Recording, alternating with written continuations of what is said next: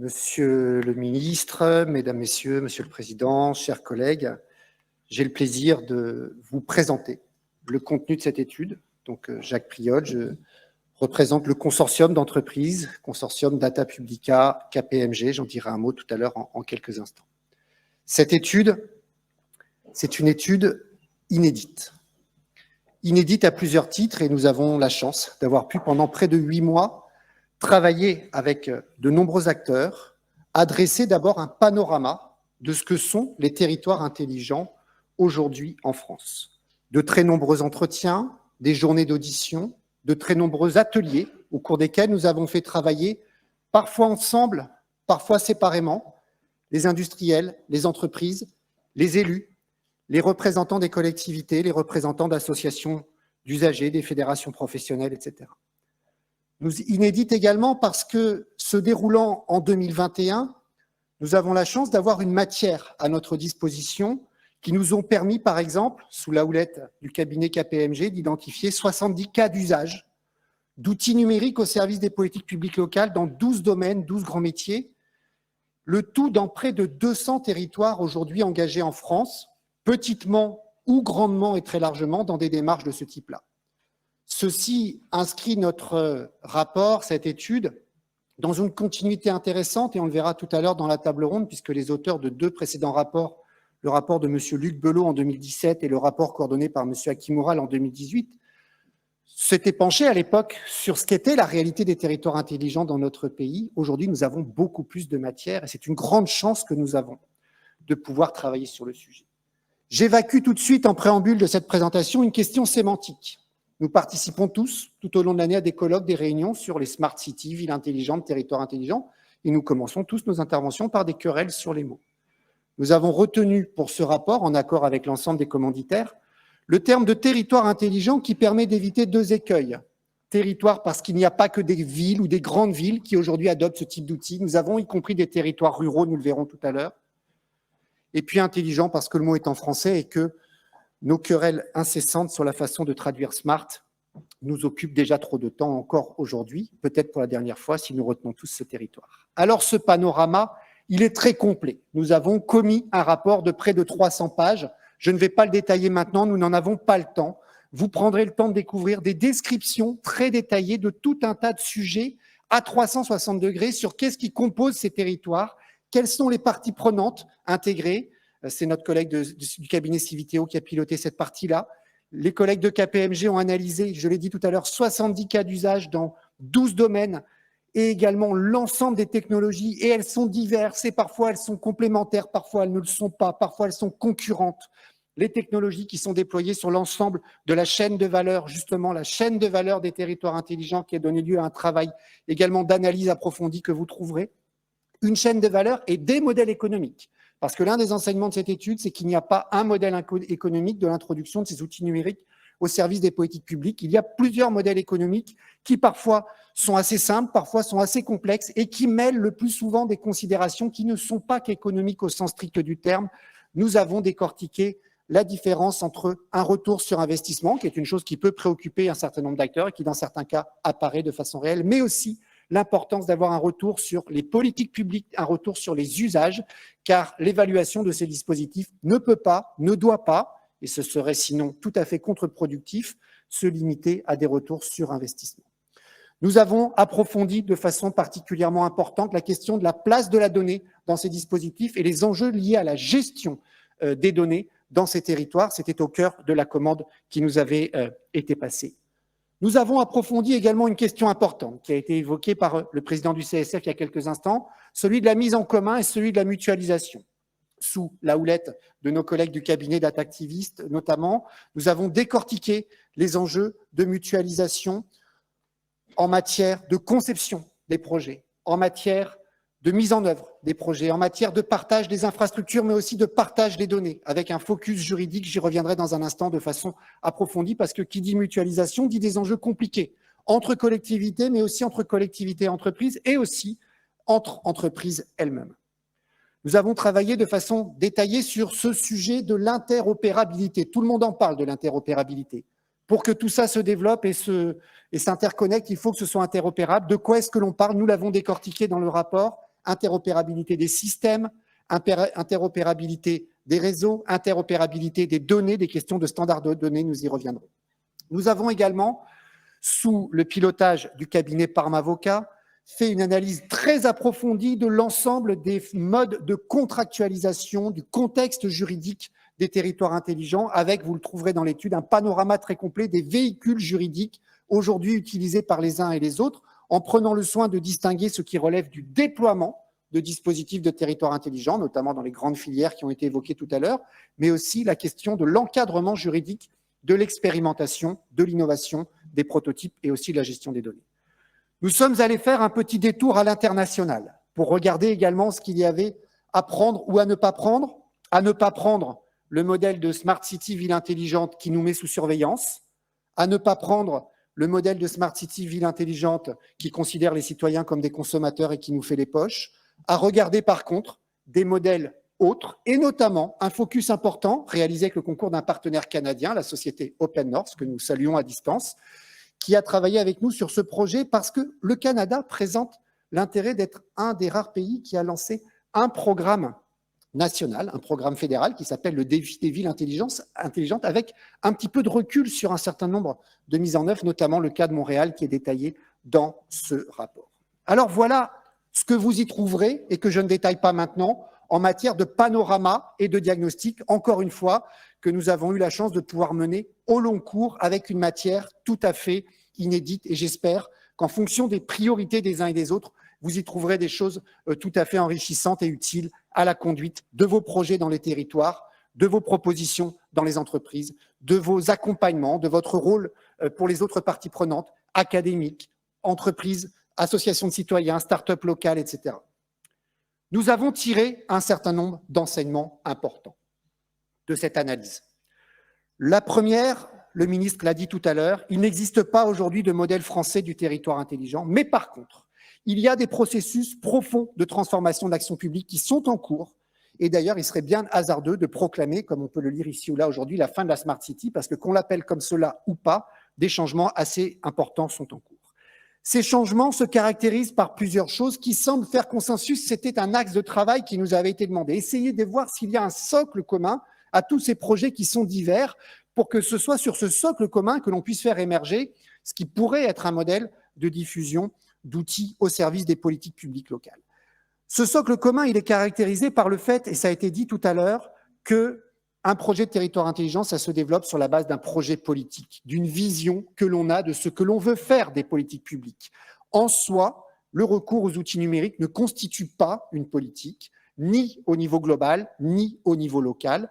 Et si on n'a pas cette volonté et ce socle et ce projet qui sert de fondement à l'introduction de ces usages numériques, il n'est pas nécessaire d'essayer, entre guillemets, de passer en force. Un projet démocratique également à travers un certain nombre de sujets, et notamment un point très important qui est ressorti de la part de tous les acteurs, qui est la question de la fracture ou des nouvelles fractures numériques et de l'inclusion numérique. Nous y reviendrons tout à l'heure parce que ce sujet prend une place très importante dans le déploiement des projets aujourd'hui. Et bien sûr, derrière tout cela, il y a aussi des projets économiques pour les entreprises, bien sûr, mais aussi pour les territoires qui, à travers leurs projets, peuvent porter des stratégies, y compris de marketing territorial. Il est aussi largement partagé par les acteurs le fait que les territoires intelligents doivent, par exemple, intégrer une approche sobre du numérique. Ceci est très largement partagé. Il n'est pas évident que c'était le cas il y a encore 2 ou 3 ans en arrière. L'idée également que la mutualisation est quelque chose de tout à fait essentiel. L'idée, bien sûr, mais on va y revenir, pas dans n'importe quelles conditions, que les expérimentations ont leur place dans le déploiement de ces outils, pas dans n'importe quelles conditions, vous le verrez dans le constat que nous faisons, nous sommes un peu sévères sur certains points et nous ferons quelques recommandations qui visent à orienter la façon dont on conduit aujourd'hui des prototypes dans nos territoires et dans nos entreprises. Également une idée importante qui est que la numérisation des politiques publiques peut conduire, si on n'y prend pas garde, à une perte de contrôle, à une perte de maîtrise par les acteurs publics de leur propre politique publique, et la question de la maîtrise publique, de la gouvernance, des outils et des données dans les territoires intelligents est un sujet qui est un sujet important sur lequel de nouvelles formes de régulation entre acteurs publics et acteurs privés sont en train de naître sous nos yeux et ne sont pas toujours un long fleuve tranquille. L'idée, bien sûr, non discutée, nous sommes en France, il y a une ancienneté sur ces sujets-là, que la protection des données personnelles des habitants doit être absolument prise en compte dans nos systèmes de territoire intelligents. Et bien sûr, ça a été dit par le ministre tout à l'heure, la question de la cybersécurité. En revanche, un certain nombre d'idées reçues, parfois de clichés, parfois de propos, y compris portés par des consultants, je balaye devant ma porte, s'avèrent ne pas être tout à fait exactes quand on observe ce qui se passe très concrètement. Premier exemple, un projet de territoire intelligent devrait être un projet de territoire piloté de façon transversale. Il faut casser les silos. Nous le disons tous. Eh bien, force est de constater que dans beaucoup de territoires, on commence la mise en place de ces projets dans une seule verticale métier et que cela n'empêche pas ensuite, progressivement, pas à pas, de se saisir des outils du numérique pour construire de nouveaux services, pour offrir de nouveaux services à la population, pour accroître l'efficience d'un certain nombre de politiques publiques.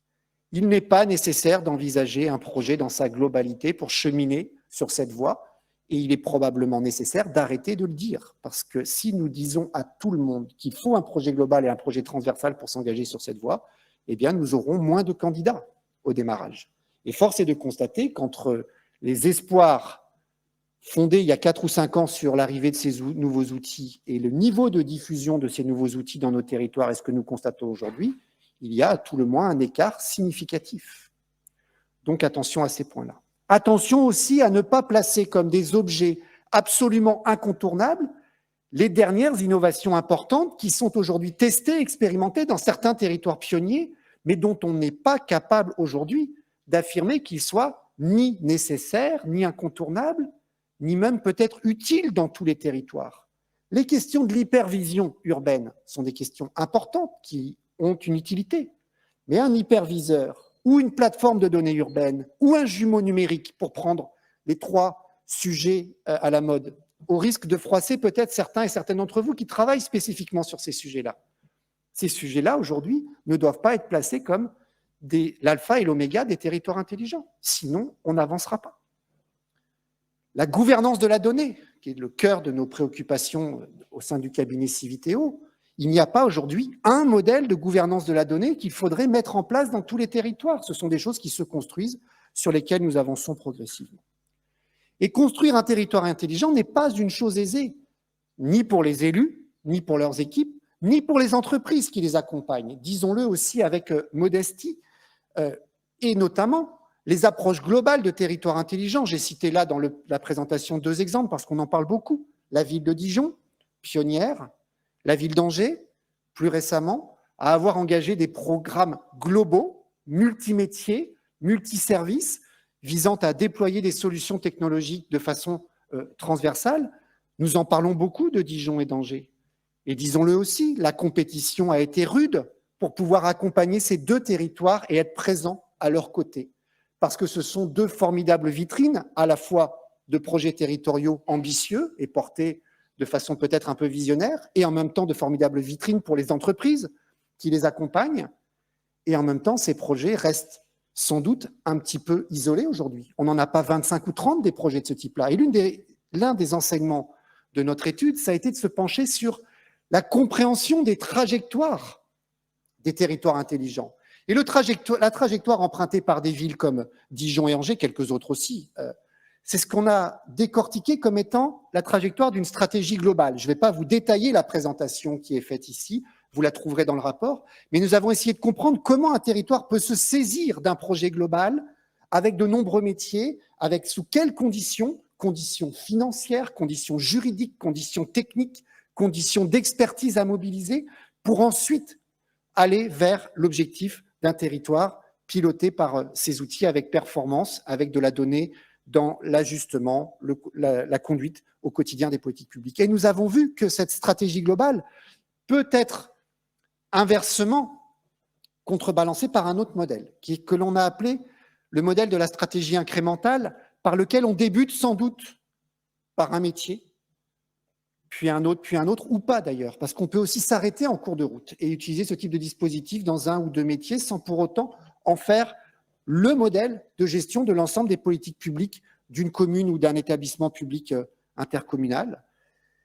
Et nous avons dessiné donc ce modèle qui est détaillé, je ne vais pas le faire là maintenant, on n'en a pas le temps, mais qui explique quels sont les leviers d'action, les étapes clés, les risques également qui sont pris par les territoires qui s'engagent sur telle ou telle trajectoire. Et nous nous sommes risqués à positionner un certain nombre de territoires dont les modèles sont aujourd'hui bien connus et expertisés sur ces trajectoires. Il ne s'agit en aucun cas d'un classement, bien évidemment, mais nous avons positionné un certain nombre de territoires sur ces trajectoires pour essayer de comprendre un petit peu quels étaient les chemins parcourus par les uns et les autres depuis 4 ou 5 ans.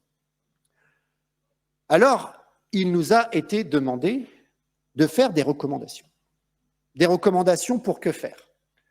Des recommandations pour que, là où c'est utile, parce que parfois nous avons montré que sans doute des prototypes d'époque ont permis de tester un certain nombre de choses, mais qu'ils ne sont pas généralisés peut-être parce que, après tout, le recours aux outils du numérique n'est pas toujours gage d'amélioration de l'efficacité des politiques publiques. Sous certaines conditions, notamment sous des conditions de sobriété numérique dont on a parlé tout à l'heure, de transparence démocratique également, nous allons y revenir, des recommandations pour voir comment un modèle pourrait émerger qui fasse relativement consensus et qui puisse servir d'appui à la fois aux territoires qui veulent s'engager maintenant dans les pas des pionniers en tirant les enseignements de ce qui a bien marché et en étant peut-être capables de mettre de côté ce qui fonctionne moins bien, et des entreprises qui adaptent en permanence depuis plusieurs années maintenant leurs offres pour essayer de répondre aux besoins des territoires en la matière. Ces recommandations, elles portent sur un certain nombre de sujets, il y en a plus de 50 dans le rapport, j'en ai isolé pour cette présentation d'aujourd'hui une petite quinzaine. Elles portent sur un certain nombre de sujets. Le premier point important, c'est celui de ces fameuses expérimentations, POC, prototypes et autres dispositifs, dans lesquels, disons-le, nous mélangeons beaucoup de choses. Nous mélangeons les vraies expérimentations où des industriels, des entreprises, des startups ont besoin d'un territoire, ont besoin qu'une collectivité, d'une certaine manière, mette son terrain de jeu à disposition pour tester des solutions dont on ne sait pas si elles vont marcher. Donc, il s'agit vraiment d'expérimenter des solutions nouvelles. Dans d'autres endroits, l'expérimentation, elle n'est que locale. C'est la première fois qu'on essaye quelque chose, mais ça a déjà été essayé dans beaucoup d'autres endroits. Il y a une forme de myopie de l'innovation. Avoir comme tout beau, tout neuf, quelque chose qu'on essaye chez soi pour la première fois. Ce n'est pas anodin, ça a son rôle, notamment en termes d'appropriation et de pédagogie, mais ce n'est pas le même sujet. Il y a un vrai problème aujourd'hui, et j'aurais tendance à me permettre de dire qu'il est assez français. C'est que dans les expérimentations, nous ne valorisons que les succès.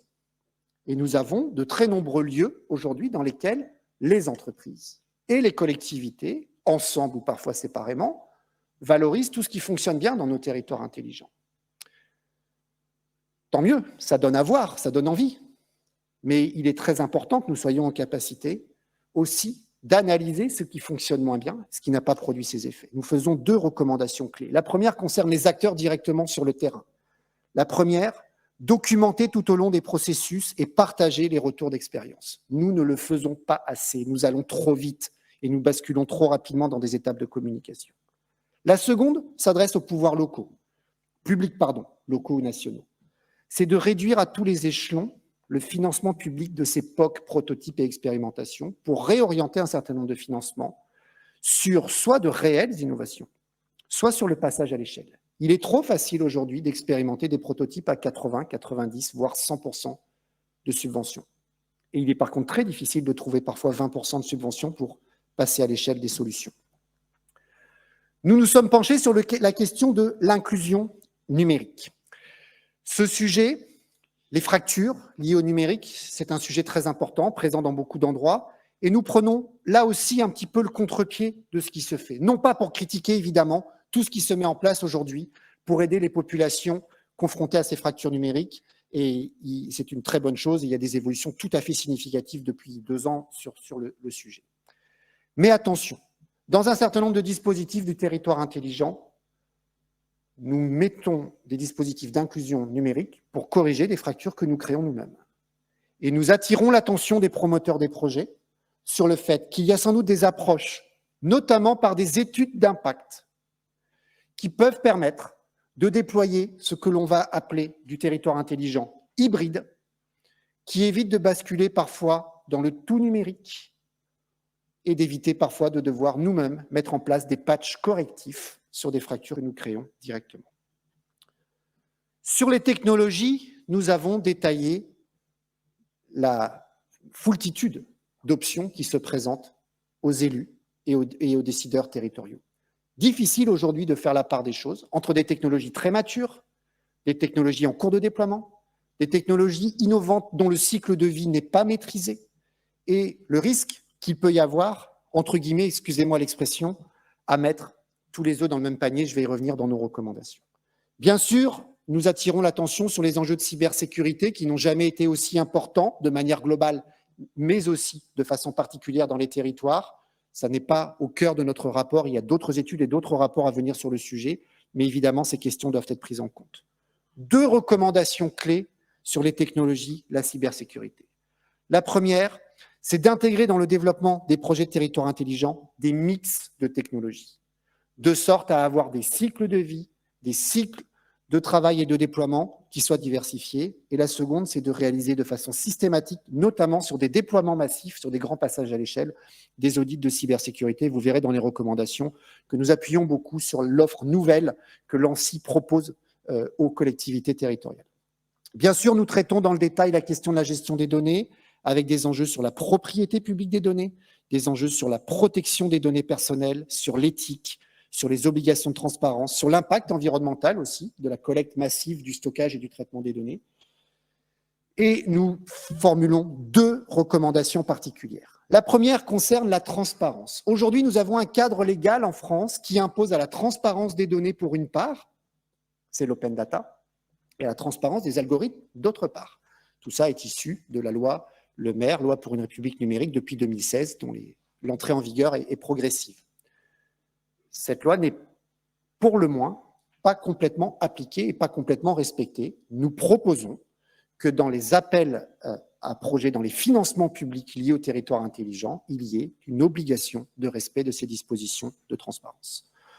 Nous suggérons également que les territoires intelligents veillent à avoir des politiques d'hébergement de leurs données qui permettent de garantir une forme de souveraineté publique locale sur la donnée. Je ne développe pas le sujet, mais c'est un enjeu tout à fait important qui n'a pas à voir uniquement avec la cybersécurité, qui a aussi à voir avec la maîtrise des politiques publiques. Concernant la mutualisation et l'interopérabilité, j'ai parlé de la capitalisation nécessaire des expériences qui fait aujourd'hui défaut. Nous avons des enjeux de mutualisation à l'échelle des bassins de vie, ça s'adresse notamment aux métropoles qui sont pionnières sur ces sujets et qui aujourd'hui sont sans doute à un niveau de maturité qui peut leur permettre d'étendre au-delà des villes-centres leurs expériences et leurs acquis en matière de territoire intelligent, mais ça s'adresse aussi au monde rural. Et nous avons décortiqué dans le rapport un certain nombre d'expérimentations, notamment à des échelles départementales, tout à fait intéressantes de mutualisation pour permettre à des territoires de petite taille d'accéder à des services innovants. La mutualisation, elle vaut donc pour les collectivités, elle vaut aussi pour les entreprises. Je ne le détaille pas, mais c'est quelque chose de tout à fait important. Sur l'interopérabilité, nous avons creusé des sujets importants qui nous amènent à formuler également quelques recommandations. D'abord, donc mutualisation, interopérabilité, une première recommandation, travailler avec les associations d'élus.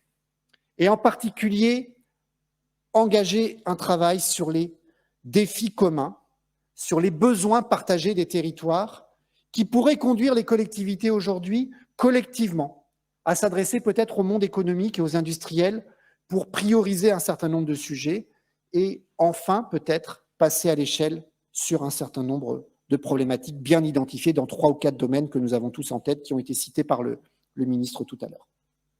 Créer également un centre de ressources mutualisé pour capitaliser ces expériences, cela fait défaut aujourd'hui. Et puis, concernant l'interopérabilité, nous pensons qu'à l'image de ce qui existe dans un certain nombre d'autres pays, il serait peut-être pertinent qu'un Conseil national des données se mette en place, compétent en matière de standards, de schémas et de sémantique des données pour les territoires intelligents. Cela existe dans quelques autres pays. Cela fait défaut. Aujourd'hui, disons-le, je vais être un peu trivial, c'est un petit peu le bazar. Sur les aspects juridiques, vous trouverez dans l'étude un diagnostic très détaillé de ce que sont aujourd'hui les multiples formes de contrats que des territoires ont à titre expérimental, de façon plus ou moins développée, utilisés pour inventer, déployer des projets de territoire intelligents. Vous y trouverez également un certain nombre de conditions qui ont été testées, éprouvées, sur la manière dont ce cadre juridique peut permettre de préserver les intérêts à la fois de l'acheteur public et de favoriser de nombreuses innovations. Je passe le détail des formes juridiques qui ont été déployées pour m'arrêter sur 2 recommandations clés formulées par Mavocat. La première, c'est qu'il y ait dans les contrats des territoires intelligents des clauses qui facilitent et permettent l'innovation. Ça n'est pas simple de réguler juridiquement les conditions d'innovation.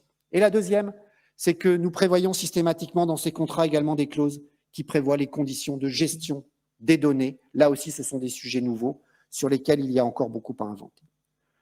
En guise de conclusion, vous dire qu'il nous semble qu'un certain nombre de caractéristiques pourraient constituer un modèle français de territoire intelligent. D'abord, ne pas avoir peur d'affirmer que construire un territoire intelligent, c'est un choix de politique publique. Et ce modèle, avant d'être un modèle technique, c'est un modèle politique, à la fois au niveau global et au niveau local. Dire également que ce modèle est un modèle qui est ouvert et démocratique, ouvert par la transparence, par la façon de gérer les choses avec les citoyens, et également démocratique à travers ces nouvelles formes de régulation que j'évoquais à l'instant, dans la relation notamment entre les entreprises et les acteurs publics. Partageur et solidaire. Partageur, vous l'avez compris, c'est un des axes forts de nos recommandations, parce qu'il faut que toutes ces expériences qui maintenant existent soient mises au pot commun.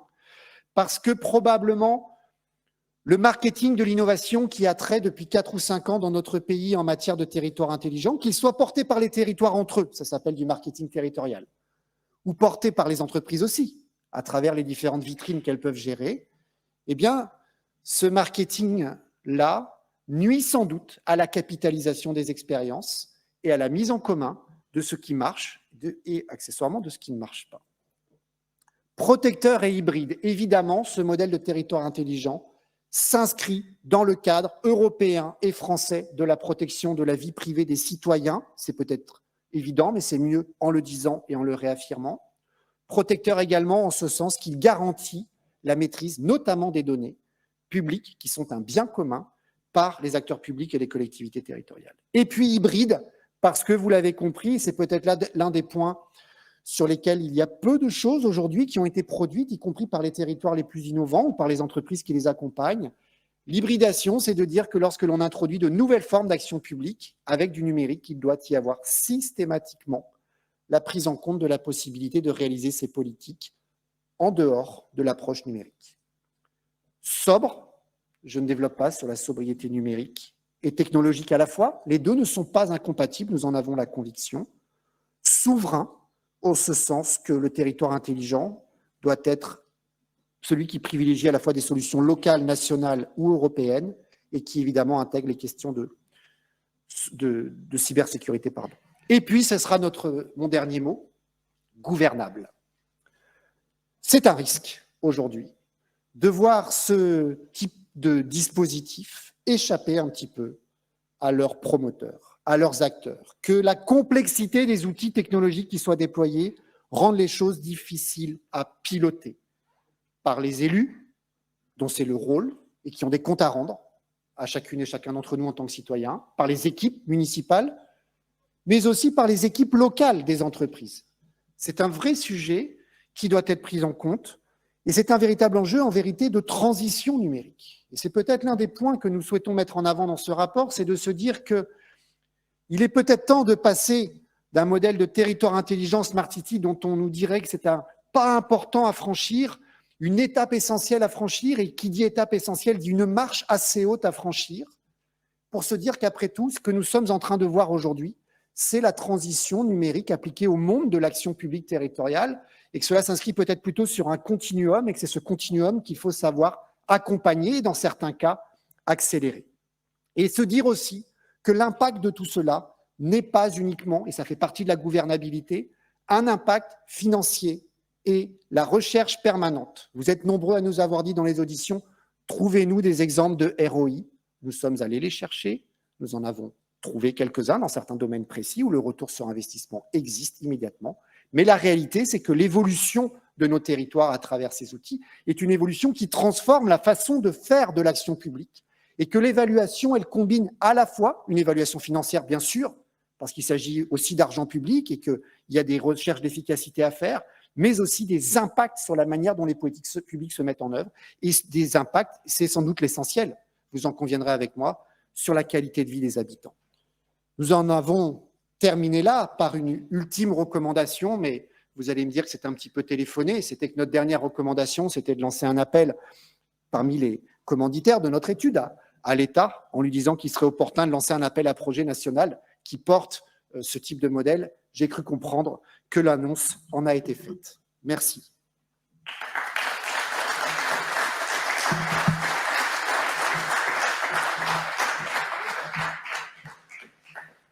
Merci beaucoup, Jacques, pour cette belle présentation et surtout pour cette étude. Donc, ça n'a pas été très simple c'est un gros challenge de synthétiser cette étude en une présentation. Donc, bravo pour